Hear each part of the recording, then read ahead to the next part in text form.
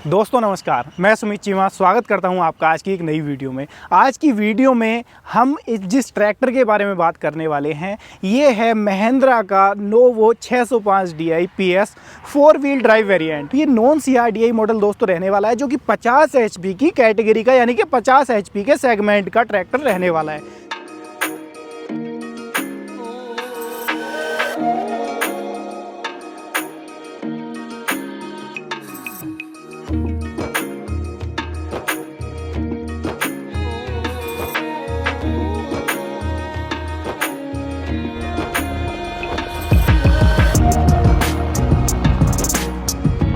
आज इस ट्रैक्टर के बारे में विस्तार से जानेंगे कि क्या फीचर्स इसके अंदर दिए गए हैं, चलने में ट्रैक्टर कैसा है, आवाज़ कैसी है और आपकी जेब के ऊपर कितना भारी पड़ेगा। और चाहते हैं अगर आप इसको फाइनेंस कराना तो कितने % का फाइनेंस इसके ऊपर हो जाएगा, आपको डाउन पेमेंट कितना जमा करना पड़ेगा।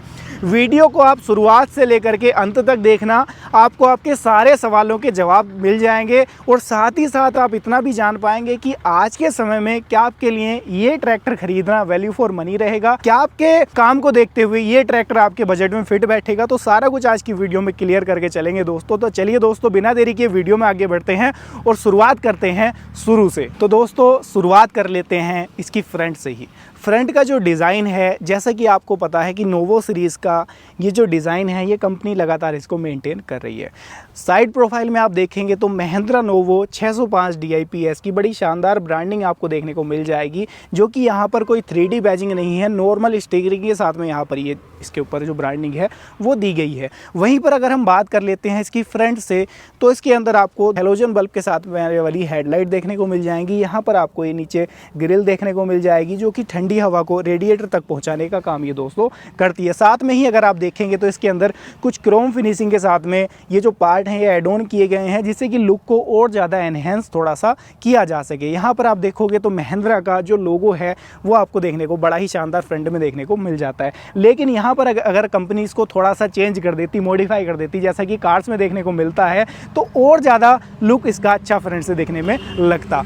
यहाँ पर आप देखोगे तो एक शार्क फिन एंटीना भी इसके ऊपर दोस्तों दिया गया है, जो कि इसके लुक को एनहेंस करने का काम करता है। ट्रैक्टर को टो करने के लिए टो हुक भी यहाँ पर दोस्तों दिया गया है। कई बार क्या होता है कि ट्रैक्टर बहुत ज़्यादा कीचड़ में या मड में धंस जाता है, फंस जाता है, तो ऐसी स्थिति में अगर आपको टो चैन करना है तो आप कहाँ पर के रस्सी डालोगे, कहाँ पर बांधोगे, तो वो झंझट से छुटकारा आपको यहाँ पर दिया गया है कि यहाँ पर डायरेक्टली आप टो चैन डाल करके अपने ट्रैक्टर को ईजिली बाहर निकाल सकते हो। जो बोनेट आप इसका देख रहे हैं कंप्लीट सिंगल पीस के साथ में आता है दोस्तों, सिंगल पीस हुड बोनेट है, जो कि फ्रंट ओपनिंग के साथ में आता है। यहाँ पर आप देखोगे तो ये इसका पुल लीवर दिया गया है, इसको यहाँ से खींचना है, हल्का सा आपको पुश करना है, ऑटोमेटिकली जो बोनेट है वो ऊपर चला जाता है। ऐसा कैसे होता है? ऐसा होता है दोस्तों इसके अंदर दी गई डुअल गैस स्टड की सहायता से। फ्रंट में आप देखोगे ड्राई टाइप का डुअल एलिमेंट का काफ़ी बड़े साइज का जो इसके अंदर एयर क्लीनर है वो आपको देखने को मिल जाता है, जो कि एयर को क्लीन करके इंजन के अंदर सप्लाई करता है। तो इसके अंदर चोकिंग सेंसर भी आपको देखने को मिल जाता है। अब बात दोस्तों कर लेते हैं ट्रैक्टर के दिल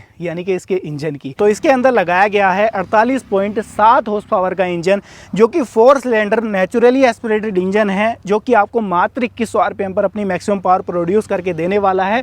214 न्यूटन मीटर का मैक्सिमम टॉर्क ये इंजन जो है प्रोड्यूस करेगा। साथ ही अगर बात करेंगे हम इसके SFC के बारे में, यानी कि स्पेसिफिक फ्यूल कंजप्शन के बारे में, यानी कि डीजल खपत के बारे में कि डीजल खपत कैसी करेगा, तो 267 ग्राम पर किलोवाट की SFC के साथ में जो इंजन है वो इसके अंदर आता है। इस चीज़ से आप एक अंदाज़ा लगा सकते हैं कि आपका जो ट्रैक्टर है वो डीजल खपत किस तरीके की या कितनी करने वाला है। यहाँ पर दोस्तों जो इंजन लगाया गया है वो पूरी तरीके से नेचुरली एस्पिरेटेड है, कोई EGR कोई टर्बो वगैरह का यूज़ इसके अंदर नहीं किया गया है। इसके अंदर जो साइलेंसर है वो पाइप टाइप वाला आपको देखने को मिल जाएगा। इसके अंदर जो इसकी ढोल की दी रहती है, देसी भाषा में अगर बात मैं करूँ तो वो अंदर की तरफ ही दी गई है, जो कि लुक को एक तरीके से एनहेंस करने का काम करती है। बाहर मोटा सा साइलेंसर कहीं ना कहीं लुक को ख़राब करने का काम करता है। बाकी आप लोग बताना कि आपको वो वाला साइलेंसर ज़्यादा अच्छा लगता है या इस टाइप का साइलेंसर ज़्यादा अच्छा लगता है। यहाँ पर अगर आप देखोगे तो इसके अंदर डुअल पंप आपको देखने को मिल जाते हैं। एक इसके अंदर हाइड्रोलिक्स के लिए दिया गया है, दूसरा इसके अंदर इसके पावर स्टीयरिंग के लिए दोस्तों दिया गया है। इसके अंदर आपको जो स्टीयरिंग मिलेगा वो डुअल एक्टिंग पावर स्टीयरिंग के साथ में आने वाला स्टीयरिंग दिया गया है। ज़्यादा ईजी टर्निंग होती है इसकी अगर सिंगल एक्टिंग पावर स्टीयरिंग की तुलना अगर हम कर लें। दोस्तों बात कर लेते हैं इसके टायर्स के बारे में। तो इसके अंदर आपको अपोलो के टायर देखने को मिलेंगे। फ्रंट टायर साइज आपको 9/5/24 का देखने को मिल जाएगा। वहीं अगर मैं बात कर लेता हूँ बैक टायर्स की, तो यहाँ पर आपको जो बैक टायर्स हैं वो भी अपोलो के ही देखने को मिलेंगे। 16/9/28 जो बैक टायर साइज है इसका वो आपको देखने को मिल जाएगा। वहीं पर अगर आप देखोगे तो इसका जो फ्रंट एक्सल है वो प्लैनेटरी ड्राइव के साथ में आता है, यानी कि प्लैनेटरी रिडक्शन के साथ में जो फ्रंट एक्सल है वो भी आपको देखने को मिलेगा। जिसका फायदा क्या होता है, हैवी ड्यूटी अगर आप कोई काम कर रहे हो, लोडर डोजर इसके ऊपर आपने लगा रखा है, तो वहां पर लंबे टाइम तक इस एक्सल में मेंटेनेंस की दिक्कत नहीं आती है। वहीं पर ज़्यादा सक्षम होता है काम करने में। अगर हम बात कर लें जो आपका बवल गियर तकनीक आती है या उस तरीके के एक्सल आते हैं, उनसे ज़्यादा कारगर होता है या ज़्यादा हैवी ड्यूटी इस एक्सल को माना जाता है। बाकी आपकी क्या राय है इसके बारे में कमेंट के माध्यम से अपनी राय जरूर साझा करें। दोस्तों अब बात कर लेते हैं इसके 4 व्हील ड्राइव के मैकेनिज्म के बारे में। तो यहाँ पर आप देखोगे जो 4 व्हील ड्राइव की इसकी शाफ्ट है वो कुछ इस तरीके से यहाँ पर डिज़ाइन की गई है, जो कि आपको नीचे की तरफ दिखाई देती है। कंपनी इसको थोड़ा सा अगर मॉडिफाई कर देती, इसको थोड़ा सा इंजन के अंदर कटिंग सेक्शन दे देती और हल्का सा ऊपर इसको कर देती तो ज़्यादा अच्छा हो जाता, दिखने में भी लुक और ज़्यादा अच्छा हो जाता इसका। साथ में ही जो इसका ग्राउंड क्लियरेंस है उसमें भी थोड़ा सा एनहेंसमेंट देखने को मिल जाता है। तो ये चीज़ कंपनी ने यहाँ पर थोड़ा सा एक डिसअपॉइंट करने वाली की है। बाकी आप लोग बताना कि आपको ये क्या सही लगी इसकी पोजीशनिंग, या इसको कंपनी को चेंज करना चाहिए था। डुअल फुट स्टेप देखने को मिल जाते हैं ताकि आप इसके प्लेटफॉर्म को ईजिली एक्सेस कर पाएँ। डुअल हैंडल बार दिए गए हैं क्योंकि स्टीयरिंग की जो हाइट है वो काफ़ी ज़्यादा है, आप डायरेक्टली स्टीयरिंग पकड़ करके इसको एक्सेस नहीं कर सकते। तो यहाँ से आप इन हैंडल बार की सहायता से इसके प्लेटफॉर्म को ईजिली एक्सेस कर पाओगे। दोस्तों जो सीटिंग पोस्चर है कुछ इस तरीके का इसका आपको देखने को मिलने वाला है। जो प्लेटफॉर्म है वो पूरी तरीके से फ्लैट प्लेटफॉर्म दिया गया है। यहाँ पर कंपनी फिटेड मैटिंग भी आपको देखने को मिल जाती है। तो प्लेटफॉर्म वाइज अगर हम बात कर रहे हैं तो ट्रैक्टर के अंदर कोई कमी कंपनी ने यहाँ पर नहीं छोड़ी है। स्टीयरिंग की बात कर रहे हैं तो स्टीयरिंग मीडियम साइज का ही है, ना ही ज़्यादा कॉम्पैक्ट है और ना ही ज़्यादा बड़ा है। कंपनी इसको और ज़्यादा थोड़ा सा अगर कॉम्पैक्ट कर देती तो ऑपरेट करने में थोड़ा सा ज़्यादा ईजी हो सकता था। तो कंपनी ने यहाँ पर नॉर्मल टाइप का ही स्टीयरिंग इसके अंदर दिया है, जिसके बीच में आपको महिंद्रा की ब्रांडिंग भी देखने को मिल जाएगी। और जो इसका डैशबोर्ड है वही सिंपल सा छोटा सा डैशबोर्ड आपको देखने को मिल जाएगा, लेकिन ये छोटा होने के बावजूद भी सारी कुछ इंडिकेशन आपको दे देता है। पूरी तरीके से डिजिटल डैशबोर्ड है। ये शो आपको एनालॉग तरीके से जरूर करेगा, लेकिन ये पूरा ही डैशबोर्ड डिजिटल इसके अंदर दिया गया है। यहाँ पर आप देख रहे हो ये इसके आरपीएम आपको यहाँ पर शो करेगा, डिजिटली तरीके से भी और एनालॉग दोनों तरीके से आपको आरपीएम शो करेगा। यहाँ पर ट्रिप शो करेगा, आवर शो करेगा, फ्यूल और जो आपका टेम्परेचर है वो सारा कुछ आपको यहाँ पर इसके अंदर ये शो करने वाला है। साथ में ही अगर आप देखोगे तो इस तरफ कुछ ब्लिंकेशन के लिए लाइट्स दी गई हैं और इस तरफ भी कुछ ब्लिंकेशन के लिए लाइट्स जो हैं वो दी गई हैं। तो सारा कुछ आपको डैशबोर्ड के अंदर ये गाइड करके देने वाला है। यहाँ पर आपको इसके अंदर खासियत क्या मिलने वाली है कि राइट हैंड साइड में आप देखोगे तो इसकी हैंड वाली रेस आपको देखने को मिलेगी और लेफ्ट हैंड साइड में अगर आप देखोगे तो इसका शटल का लीवर देखने को आपको मिलेगा, यानी कि हर गियर में सेम स्पीड के ऊपर ट्रैक्टर को आप क्लच प्रेस करके आगे ले जा सकते हो। इस गियर को आगे प्रेस करके और पीछे प्रेस करके सेम गियर के अंदर ट्रैक्टर को आप पीछे ले जा सकते हो। तो इसकी जो सीट है वो भी एडजस्टेबल आपको देखने को मिल जाती है। आप अपनी हाइट के हिसाब से इसको आगे पीछे एडजस्ट ईजिली कर सकते हो। यहाँ पर अगर बात कर लेते हैं इसके अंदर इसके गियर बॉक्स की, तो यहाँ पर आपको पार्शियली सिंक्रोमैस गियर बॉक्स देखने को मिल जाता है। पूरी तरीके से फुली सिंक्रोमैस नहीं है, पार्शियली सिंक्रोमैस गियर बॉक्स इसके अंदर दिया गया है। यहाँ पर हाई लो मीडियम का गियर लीवर आपको देखने को मिलेगा लेफ्ट हैंड साइड में, वहीं पर राइट हैंड साइड में आपको इसका जो मेन गियर लीवर है वो देखने को मिलेगा। 5 गियर यहाँ पर आपको शो करेगा और 3 गियर आपको यहाँ मिलने वाले हैं हाई लो मीडियम, यानी कि टोटली इसके अंदर जो गियर आपको मिलेंगे 30 स्पीड आपको इसके अंदर टोटली मिलने वाली हैं, 15 आगे जाने के लिए और 15 ही पीछे जाने के लिए। यहाँ पर आप देखोगे तो इसके अंदर जो ब्रेक्स हैं और जो आपके क्लच पैडल हैं वो आपको सस्पेंडेड टाइप पैडल देखने को मिलेंगे, जिसको कि एक्सेस करना काफ़ी ईजी होता है। प्रॉपरली डबल क्लच देखने को मिलेगा। यहाँ पर ये मेन क्लच आप इसका देख रहे हैं और यहाँ पर ये इसका पीटीओ के लिए इंडिपेंडेंट पीटीओ क्लच आप देख रहे हैं। तो प्रॉपर डबल क्लच के साथ में दोस्तों ये ट्रैक्टर जो है वो कंपनी ने डिज़ाइन किया है। यहाँ पर आप देखोगे जो फेंडर हैं, फेंडर के ऊपर यहाँ पर ग्रिल बार भी लगाया गया है ताकि कोई भी बंदा अगर इसके ऊपर बैठे तो इजीली बैठ पाए इसको पकड़ करके और कोई दिक्कत कोई परेशानी उसको ना हो। यहाँ पर आप देख रहे हो तो ये इसके अंदर पीटीओ के लिए लीवर दिया गया है। डुअल पीटीओ के साथ में ट्रैक्टर आता है आपका। 540 प्लस रिवर्स। तो यहीं से आप बैठे बैठे सीट पर अपने सारे ही कंट्रोल जो है उनको एक्सेस कर सकते हो। ये पार्किंग ब्रेक यहाँ पर दिया गया है, आपको ब्रेक प्रेस करना है और इसको पुश कर देना है तो आपके ब्रेक जो है इंगेज हो जाएंगे, और जैसे ही दोबारा प्रेस करोगे इसको इस तरीके से तो ये आपके जो ब्रेक हैं वो ऑटोमेटिकली डिसंगेज हो जाएंगे। तो कुछ इस तरीके से जो इसका पार्किंग ब्रेक का मैकेनिज्म है वो वर्क करने वाला है। ये इसकी जो पैर वाली रेस है वो आपको देखने को मिल जाती है। यहाँ पर खास बात क्या है कि डिफरेंशियल लॉक भी आपको देखने को मिल जाता है।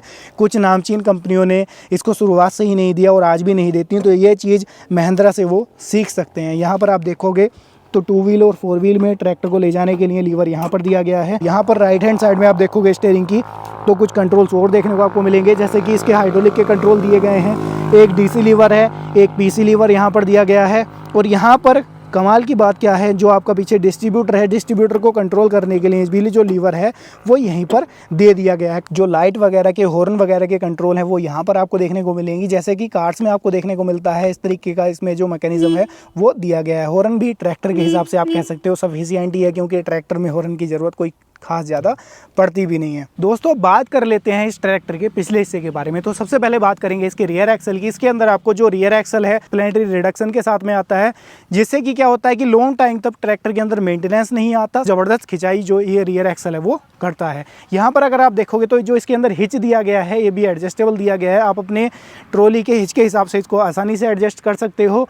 पीटीओ जैसा कि मैंने आपको बताया ट्रैक्टर प्रॉपर डुअल पीटीओ के साथ में आता है। पीटीओ एचपी की बात अगर हम कर लें तो 41.6 एचपी की पीटीओ पावर ये ट्रैक्टर जनरेट करके आपको देने वाला है, जो कि आप कह सकते हो अपनी ट्रैक्टर की एचपी के हिसाब से सफिशिएंट ही आप इसको जो है वो कह सकते हो। बात कर लेता हूं मैं इसकी लिफ्टिंग कैपेसिटी के बारे में। तो यहाँ पर कंपनी ने कमाल ही कर दिया है। अपने सेगमेंट का पहला ट्रैक्टर आप इसको कह सकते हो जो कि सबसे ज़्यादा लिफ्टिंग कैपेसिटी के साथ में आता है। कंपनी ने यहाँ पर मेंशन भी कर रखा है क्लियरली महालिफ्ट हाइड्रोलिक, यानी कि इसके अंदर आपको 2700 केजी की लिफ्टिंग कैपेसिटी देखने को मिल जाती है। अब तक आप लोगों ने 2200 किलोग्राम तक की लिफ्टिंग कैपेसिटी देखी होगी 50 एचपी के सेगमेंट के ट्रैक्टर के अंदर, लेकिन इसके अंदर महिंद्रा ने कमाल ये कर दिया कि 2700 किलोग्राम की लिफ्टिंग कैपेसिटी दे दी है, जबकि 50 एचपी के अंडर का ही दोस्तों ये ट्रैक्टर है। सेंसिंग के लिए भी डुअल पॉइंट आपको देखने को मिल जाएंगे। सेंसिंग में भी कंपनी ने काफ़ी ज़्यादा इंप्रूवमेंट किया है। अगर पहले की तुलना हम कर लें और अब की तुलना कर लें तो इसकी जो सेंसिंग है वो भी पहले की तुलना में ज़्यादा बेटर आपको देखने को मिल जाएगी। बाकी जो मेरे भाई महिंद्रा यूज़ कर रहे हैं कमेंट के माध्यम से अपनी राय ज़रूर साझा किया करो कि आपको इसकी जो हाइड्रोलिक है, जो सेंसिंग है वो किस तरीके की लगती है। यहाँ पर आप देखोगे तो मैंने आपको बताया था डुअल डिस्ट्रीब्यूटर यहाँ पर कंपनी फिटेड मिलेंगे। आपको प्रेशर का कोई भी इंप्लीमेंट चलाना है, हाइड्रोलिक हैरो चलानी है, या आपको चलाना है प्रेशर कल्टीवेटर, या आपको एमबी प्लाव चलाना है रिवर्सेबल वाला, तो आसानी से आप चला सकते हो। अलग से आपको इसके ऊपर कोई डिस्ट्रीब्यूटर डीसीवी वाल्व फिटिंग कराने की जरूरत नहीं पड़ेगी। दोस्तों बात कर लेता हूँ इसके इंडिकेटर्स की। तो यहाँ पर आप देखोगे जो इंडिकेटर्स हैं उनकी थोड़ी सी डिजाइनिंग में आपको चेंज देखने को मिलेगा, लेकिन जो इंडिकेटर हैं वो अभी भी आपको नॉर्मल टाइप के ही हैलोजन बल्ब के साथ में आने वाले देखने को मिल जाएंगे। यहाँ पर कंपनी इनको थोड़ा सा अपग्रेड कर देती, एलईडी दे देती तो ज़्यादा अच्छा हो जाता है। इसके लुक के हिसाब से 4 चांद ट्रैक्टर को लग जाते हैं, लेकिन कंपनी अभी भी उनको जो है कंटिन्यू कर रही है। यहाँ पर जो बैकलाइट है वो भी टिपिकल स्टाइल के साथ में आने वाली सेम आपको देखने को मिल जाती है, जो कि महिंद्रा के लोअर मॉडल में देखने को मिलती है, जो कि 575 या 585 जैसे मॉडल्स, 265 जैसे मॉडल्स में भी आपको सेम बैकलाइट देखने को मिलती है। तो वही बैकलाइट भी इसके अंदर आपको देखने को मिलने वाली है। यहाँ पर भी कोई चेंज देखने को नहीं मिलेगा। पीछे रिफ्लेक्टर मिलेगा, 12 वोल्ट का एक सॉकेट यहाँ पर मिलेगा। कोई लाइटिंग वगैरह पीछे ट्रॉली में या किसी इंप्लीमेंट के ऊपर आपको फिटिंग करनी है तो इसकी सहायता से पीछे तक आप जो लाइटिंग है वो ले जा सकते हैं। दोस्तों अभी तक आप लोगों ने जो फीचर्स थे इसके उसके बारे में जान लिया कि कौन कौन से फीचर्स इसके अंदर दिए गए हैं, लेकिन अब बात करेंगे इसकी आवाज़ के बारे में। इसको स्टार्ट करके इसकी आवाज़ भी आपको सुनवाने की कोशिश करूँगा, टर्निंग रेडियस भी दिखाऊंगा कि कितना है, कैसा है। आप लोग कमेंट के माध्यम से फिर बताना कि आपको ट्रैक्टर के हिसाब से क्या इसका टर्निंग रेडियस सफिशिएंट लगा। दूसरा, ट्रैक्टर चलने में कैसा है, यानी कि जैसे 15 स्पीड्स आपको मिलने वाली हैं, साथ में शटल शिफ्ट का लीवर भी इसके अंदर देखने को मिलने वाला है। तो शटल शिफ्ट का जो लीवर है वो कितना अच्छे तरीके से काम करता है या कितना बेकार तरीके से काम करता है उसके बारे में जानेंगे समझेंगे। और ट्रैक्टर को सबसे पहले मैं स्टार्ट कर लेता हूँ उसके लिए। यहाँ पर दोस्तों ट्रैक्टर को मैं सबसे पहले कर लूँगा न्यूट्रल, क्योंकि पहले जो मॉडल्स आते थे उनके अंदर क्लच प्रेस करना या न्यूट्रल करने की ज़रूरत नहीं पड़ती थी, दुर्घटना होने के चांसेस रहते थे। कई बार बच्चे जो है कि घुमा देते थे, ट्रैक्टर स्टार्ट हो जाता था। लेकिन आजकल के ट्रैक्टर्स को थोड़ा सा मॉडर्न कर दिया गया है, जिनके अंदर सेंसर्स डाल दिए गए हैं कि अगर आपका ट्रैक्टर गियर में है या आपने क्लच प्रेस नहीं कर रखा है तो आपका ट्रैक्टर स्टार्ट नहीं होता है। तो उन सारी चीज़ों का भी कंपनियाँ आज के टाइम में ध्यान रख रही हैं। अब मैं ट्रैक्टर को कर लेता हूँ स्टार्ट। दोस्तों स्टार्टिंग काफ़ी ज़्यादा स्मूथ आपको देखने को मिलने वाली है। शुरुआत में जब ट्रैक्टर स्टार्ट हुआ हल्का सा धुआं ट्रैक्टर ने दिया, ये कोई कमी नहीं है दोस्तों कि आप ये कहने लग जाओ कि नया ट्रैक्टर है धुआं क्यों दे रहा है। स्टार्टिंग के टाइम पे ट्रैक्टर हल्का सा स्मोक देता है। दूसरा दोस्तों, इसके जो आइडल आरपीएम है वो लगभग 900 आरपीएम पर ट्रैक्टर आइडल है। मैंने कोई आरपीएम इसके रेस को रेव नहीं कर रखा। न्यूट्रल आरपीएम जो है इसके लगभग 800 से 900 रहने वाले हैं। और जैसे मैं रेस को रेव करूँगा आप ये देखो, यानी कि नेचुरली एस्पिरेटेड इंजन है, 3500 सीसी के अराउंड का इंजन है, 4 सिलेंडर का। तो वो जो भारी भरकम वाली जो बेस है, जो पावर है, वो आपको यहाँ पर ये फील जरूर करा देता है। अब आप इसका टर्निंग रेडियस भी देखो कि किस तरीके का है, कैसा है, ये देखो।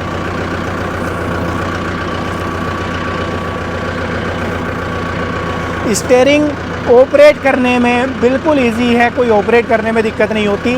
साथ में ही जो टर्निंग रेडियस है वो भी आपको इसके अंदर अच्छा खासा देखने को मिल जाता है। 4x4 और 9/5/24 का बड़ा टायर साइज होने के बावजूद भी जो स्टीयरिंग है वो पूरा इसका टर्न ले लेता है। लेकिन यहाँ पर एक छोटा सा कंपनी अगर सुधार कर देती, जो स्टीयरिंग का साइज़ है इसको थोड़ा सा कॉम्पैक्ट कर देती और मॉडर्न लुक दे देती, तो 4 चांद इस ट्रैक्टर को दोस्तों लग सकते थे। लेकिन यहाँ पर कोई चेंज कंपनी ने नहीं किया है। अब बात कर लेते हैं इसके ऑपरेशन की, यानी कि चलने में ट्रैक्टर कैसा है। लो के फर्स्ट गियर के न्यूट्रल आरपीएम की जो चाल है वो आप देख पा रहे हैं। यहीं पर अगर मुझे ट्रैक्टर को बैक लेकर के जाना है, कुछ नहीं करना है, क्लच प्रेस करना है, ये शटल का लीवर पीछे करना है और मेरा ट्रैक्टर पीछे जाने लग जाएगा। यानी कि जो शटल का लीवर है वो टू द पॉइंट काम दोस्तों यहाँ पर करता है। ये आप देखो, सेम गियर में आगे सेम गियर में पीछे ट्रैक्टर चला जाता है। लेकिन अब बात कर लेते हैं हाई गियर की। तो ये हाई गियर की चाल आप देख रहे हो, आइडल आरपीएम है, कोई आरपीएम रेस मैंने रेव नहीं कर रखी है। यहीं पर क्लच प्रेस किया, शटल का लीवर पीछे किया, ट्रैक्टर मेरा पीछे जाने लग गया। तो ऑपरेट करना दोस्तों बड़ा इजी है ट्रैक्टर को। आप लोगों ने फर्स्ट गियर की चाल देखी, ये सेकंड गियर की चाल आप देख रहे हो, ये सेकंड गियर की चाल है। यानी कि चाल में जो डिफरेंस है वो गियर के हिसाब से इसके अंदर आपको देखने को मिलेगा। ये थर्ड गियर की चाल दोस्तों देख रहे हो। यहीं पर मुझे बैक ले करके जाना है तो शटल के लीवर को जस्ट पीछे करूँगा, ट्रैक्टर मेरा पीछे जाने लग जाएगा। ये देखो, सेम स्पीड रहेगी, सेम आरपीएम रहेंगे। ये शटल के लीवर की सहूलियत आपको दोस्तों देखने को मिल जाती है। ये आपको अब मैं इसको डाल लेता हूँ दोस्तों टॉप गियर के अंदर। क्या ये ट्रैक्टर टॉप गियर के अंदर नॉर्मल आइडल आरपीएम पर ऑपरेट होगा? ये देखते हैं। जी हाँ दोस्तों, ये देखो, हल्का सा ट्रैक्टर ने शुरुआत में स्मोक दिया, ट्रैक्टर ने आरपीएम भी ड्रॉप किए, लेकिन हाँ आइडल आरपीएम पर ही जो ट्रैक्टर है वो टॉप गियर में भी चलने लग जाता है। ये देखो दोस्तों, जो ट्रैक्टर है चलने में वाकई में ही ज़बरदस्त है। कोई चलने के पॉइंट ऑफ व्यू से मुझे इसके अंदर कमी नज़र नहीं आई। स्पेस के मामले में भी कोई कमी नहीं है। मेरी हाइट लगभग 6 फीट के अराउंड है और मैं बिल्कुल कंफर्टेबली इसके ऊपर बैठ पा रहा हूँ और इसको इजीली ड्राइव कर पा रहा हूँ। सिंगल हैंड से मैं इसको ड्राइव कर सकता हूँ क्योंकि सारे जो गियर लीवर हैं या गियर लीवर की पोजिशनिंग है वो बिल्कुल मेरी रेंज में ही देखने को यहाँ पर मिल रही है। ये देखो, और इतने कम जगह में जो ट्रैक्टर है वो टर्न ले रहा है विदाउट ब्रेक के साथ में, आप ये देख रहे हो।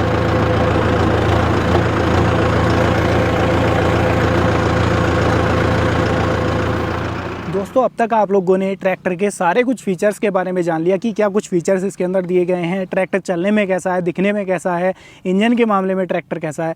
लेकिन अब बात करेंगे इसकी प्राइस के बारे में कि आपकी जेब के ऊपर आज के समय में कितना भारी पड़ने वाला है। तो इसकी जो प्राइस है वो 10 लाख से लेकर के 10,30,000 के अराउंड आपको देखने को मिलेगी, जो कि स्टेट वाइज और डिस्ट्रिक्ट वाइज फ्लक्चुएट करेगी। यानी कि प्राइस में आपको डिफरेंस देखने को बिल्कुल मिल सकता है। अब बात कर लेता हूँ मैं फाइनेंस की, तो तकरीबन आप 2.5 से 3 लाख रुपए का मिनिमम डाउन पेमेंट करके इस ट्रैक्टर को आसानी से खरीद सकते हो। बाकी जो फाइनेंस फैसिलिटी है वो डिपेंड करती है कि आप किस बैंक से फाइनेंस करा रहे हो, आपका सिविल स्कोर कैसा है। तो एग्जैक्ट आप फाइनेंस की जो डिटेल है वो अपने नज़दीकी शोरूम पर विज़िट करके पता कर सकते हैं। अब बात कर लेता हूं दोस्तों ट्रैक्टर के माइलेज के बारे में। तो माइलेज दोस्तों डिपेंड करता है मेनली ड्राइवर के ऊपर कि ड्राइवर ट्रैक्टर को किस कंडीशन में चला रहा है, इम्प्लीमेंट कौन सा लगा हुआ है, ट्रैक्टर के हिसाब से क्या सफिशिएंट इम्प्लीमेंट लगा हुआ है। तो वो चीज़ें मेनली डिपेंड वहाँ पर करती हैं। अब बात करें अगर इस HP कैटेगरी के हिसाब से, तो अगर आपकी एक मीडियम सोइल है तो आप इसके पीछे बड़ी आसानी से 11 फाली का या 13 फाली का कल्टीवेटर चला सकते हो। जहाँ पर मिट्टी ज़्यादा हार्ड है तो वहाँ पर 9 फाली या 7 फाली का कल्टीवेटर आप आसानी से इसके पीछे चला सकते हो। वहीं पर अगर बात करें रोटावेटर की, तो मिट्टी आपकी अगर मीडियम है, ज़्यादा हार्ड सॉइल नहीं है, तो 7 से 8 फीट तक का जो रोटावेटर है आसानी से इसके साथ में आप चला सकते हो। और बात करें अगर हार्ड सॉइल की, जहाँ पर हार्ड सॉइल है तो वहाँ पर आप इसके पीछे 5 से लेकर के 6 फीट का रोटावेटर बड़ी ईजीली चला सकते हो। अब बात करेंगे डीजल खपत की, कि इम्प्लीमेंट तो ये सारे चला देगा, लेकिन डीजल खपत कैसी करेगा।